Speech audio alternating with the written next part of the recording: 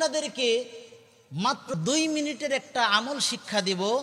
2 মিনিটও লাগবে না। আপনি যদি একটি সূরা পাঠ করেন তাহলে আল্লাহ পাক রব্বুল আলামিন ওই সূরাটা পাঠ করার কারণে আপনার রিজিকের অভাব দূর করে দিবে। সুবহানাল্লাহ। নবী করিম সাল্লাল্লাহু আলাইহি ওয়াসাল্লাম মসজিদে নববীর বারান্দায় বসে আছে। সাহাবায়ে কেরাম চতুর্দিকে ঘেরানি দিয়ে বসে আছে।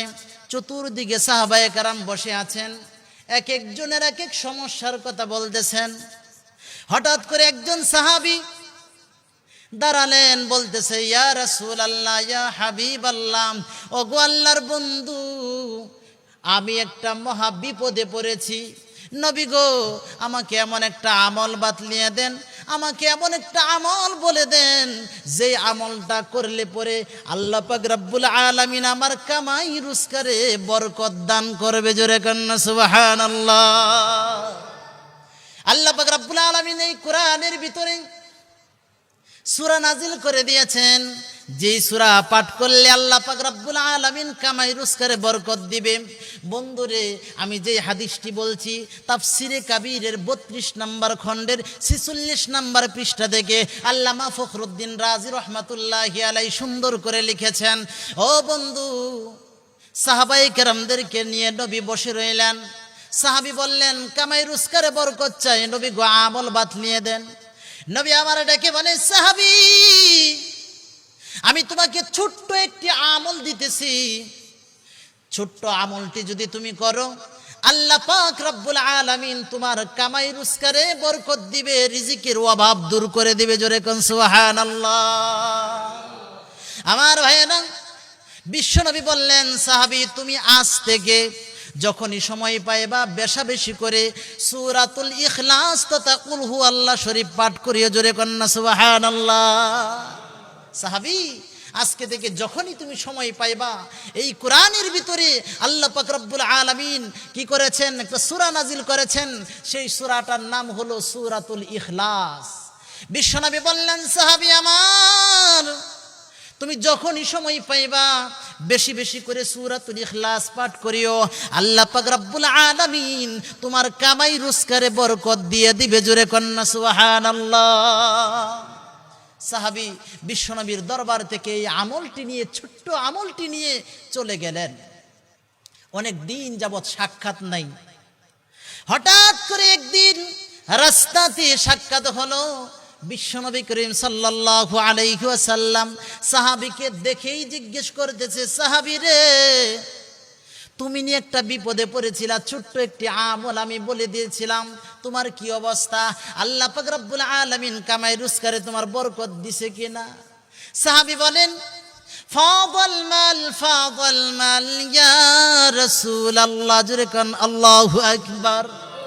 ফাদাল মাল ইয়া রাসূলুল্লাহ। ওগো আল্লাহর বন্ধু, আপনার দরবার থেকে যখনই আমি আমলটা নিয়ে চলে গেলাম, আমল করা শুরু করে দিলাম, সূরাতুল ইখলাস বেশি বেশি করে পাঠ করা শুরু করলাম, আল্লাহ পাক রব্বুল আলামিন আমার কামাই রোজগারে এত বরকত দিয়েছে, এত বরকত দিয়েছে, মাল রাখার জায়গা পাই না। জোরে কন্না সুবহানাল্লাহ। আমার বন্ধুগণ, এই আমলটা আমাদের করার দরকার আছে কিনা? জোরে বলেন। আমার বন্ধুগণ, নবী করিম সাল্লাল্লাহু আলাইহি ওয়াসাল্লামকে যখন নাকি এই কথাটা বলল, ফাদাল মাল ইয়া রাসূলুল্লাহ, ওগো নবীজি, মাল রাখার জায়গা পাই না, আমি আমার জন্য খরচ করতেছি, এতিমখানায় দিতেছি, কত জায়গায় এমন কোন জায়গা বাকি রাখি নাই যেই জায়গার ভিতরে আমার দান নাই। নবী গো, যত দান করতেছি আল্লাহ পাক রব্বুল আলামিন আমার কামাই রোজগারে তত বরকত দিয়ে দিয়েছে। জোরে কন্না সুবহানাল্লাহ। মাল শুধু বাড়ে, কমে না। ও ভাইয়ারা শুনুন, আপনি আমি ইবাদত করি ঠিক আছে, কিন্তু মাল কিভাবে বাড়াতে হবে, কামায়ে বরকত কিভাবে বাড়াতে হবে সেটা জানি না। নবীজি আমার বললেন, ও আমার সাহাবী, ফাদাল মাল ইয়া রাসূলুল্লাহ, তুমি তো বলেছো মাল উপচিয়ে পড়তেছে, মাল রাখার জায়গা পাইতেছো না। এটি হলো বিবারকাতি হাযিহি সূরা, বিবারকাতি হাযিহি সূরা, বিবারকাতি হাযিহি সূরা। জোরে কন্না সুবহানাল্লাহ। সাহাবী আমার এটা হলো এই সূরার বরকত। আল্লাহ পাক রব্বুল আলামিন তোমার ওই সূরার উপরে তিলাওয়াত করার কারণে আল্লাহ পাক রব্বুল আলামিন তোমার কামাই রোজগারে বরকত দিয়ে দিয়েছে। জোরে কন্যা সুবহানাল্লাহ। আমার বন্ধুগণ, আপনি আমি সকলেই কিন্তু ছোট বড় যারা বুঝে সকলেই কিন্তু চায় কামাই রোজগারে কিভাবে বরকত পাওয়া যাবে। কথা ঠিক কিনা জুড়ে বলেন। রিক্সা চালক ভাইকে যদি বলি, রিক্সা চালক ভাই, আপনি সকাল থেকে সন্ধ্যা পর্যন্ত কামাই করার জন্য কামাই করেন বা রিক্সা চালাচ্ছেন কেন? রিক্সা চালক ভাই কিন্তু একটাই উত্তর দিবে যে হুজুর, আমি সকাল থেকে সন্ধ্যা পর্যন্ত রিক্সা চালাই, আমার কামাই রোজগারে যেন কিছু টাকা হয়, কামাই হয়, আল্লাহ যেন বরকত দেয়, ওই টাকা নিয়ে যেন আমি আমার সংসারটা সুন্দর করে চালাইতে পারি। কথা ঠিক কিনা? আমার বন্ধুগণ, এই কারণে আপনি আমার মালের ভিতরে বরকতের দরকার আছে কিনা জোরে বলেন।